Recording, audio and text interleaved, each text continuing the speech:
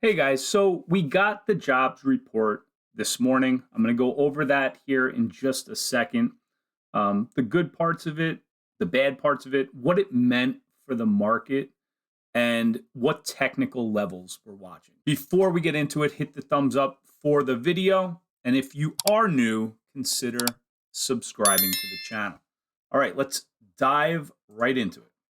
So at 8:30 a.m. Eastern Standard Time, the jobs report was released, and we saw the non-farm payrolls added 311 jobs, 311,000 jobs, when it was expected to be 205,000 jobs.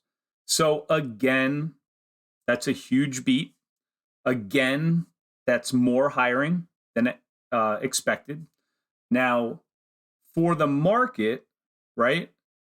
That's supposed to be not great because that means that the Fed is going to keep rates, higher for longer. You know the whole story.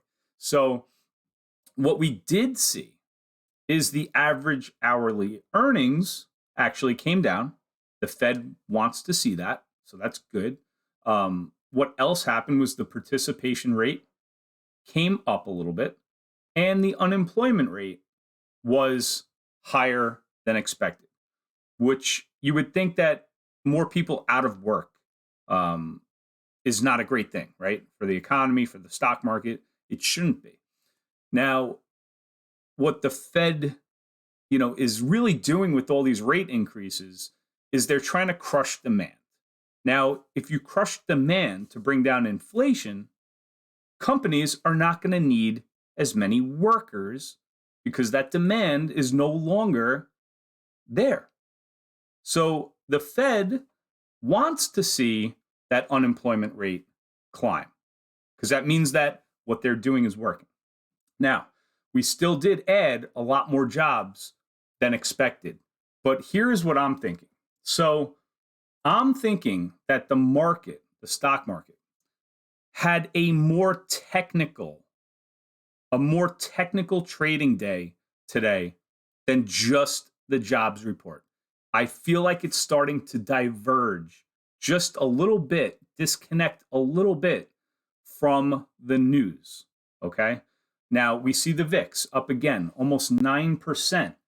And this is the daily chart for the S&P 500. We look at the SPY ETF, and we broke the 200 yesterday. Now I made a video yesterday about breaking the 50, breaking this trend line, breaking the 200 moving average, all in the same day on very high volume. That's very bearish for the market. So when the jobs report came out, and you can see there's still a lot of time left in the trading day, but you can see right here, we're currently trading down, did bounce off of the lows. But what I'm going to show you on the 5-minute chart is when we tried to retest that 200 moving average, we retested it and rejected it twice. Once in the pre-market and once during the regular trading day. So I'm going to get into that here in just a second. But over in Discord in the morning, we post key levels.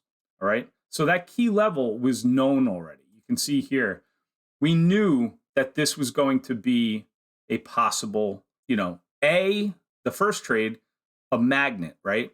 Because we want to retest this during the trading day, not just in the pre-market. So a lot of this is just algorithms trading. We got that retest and then it pulled on back, like I said, but this is our Discord. So if you are interested in joining, I'll leave that link over in the description for you guys. All right, now let's look at the SPY, and we're going to look at this on the 5-minute. So I'm going to take off those moving averages, and I want to show you guys a very clear rejection here. Now we're going to put back this our key levels here, because this 200 moving average, like I said, it was retested to the penny, and then saw a very big pullback. Now, this is where I got long. This is where I got short the futures, and I'm going to go over those trades in a second. And I also took a long down here. Now, I'm going to show you why I went long here. You may already know by taking a look at this chart, but the reason why I went long down here was very simple. All right, just take a look at that.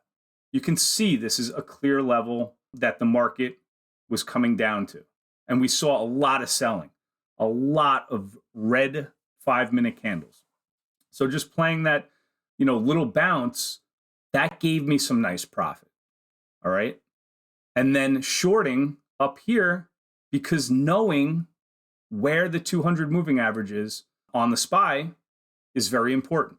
So I'm trading the futures, which moves the same way as the S&P 500, the SPY ETF. That's why I have this down here on the 5-minute chart. So I know where that level is going to be. Very important. So the trades that we took, we went 5 for 5 and we made $131 in, I would say, pretty limited trading time because I was out for a majority of the morning. But coming in, seeing this perfect setup, had to take that. That was a great setup. And the setup too on this bounce, the higher highs, right? So you get a low, you get a high, and then you get a breakout. Breakout of VWAP, and then that continuation. Now at this point right here, I'm just going to make this chart a little bigger. At this point right here in the trading day, when you break VWAP, right? I'm thinking to myself, we're not going to stop here. Now, this is a big move up, so you can definitely consolidate, for right here is like 20 minutes before you get the next move up. But you got to think to yourself, are we going to stop right here? Or is the market, those algorithms, going to look to get to that 200 moving average to at least retest that? And that is just clean. That's a clean trading day. That's why I went 5 for 5 today. When you get a clean trading day like this, you really got to try to maximize it as much as possible. I hope that this video was helpful. If you have any questions, leave it down in the comment section. I do answer every comment. All right. Thanks, guys, for watching. See you on the next one.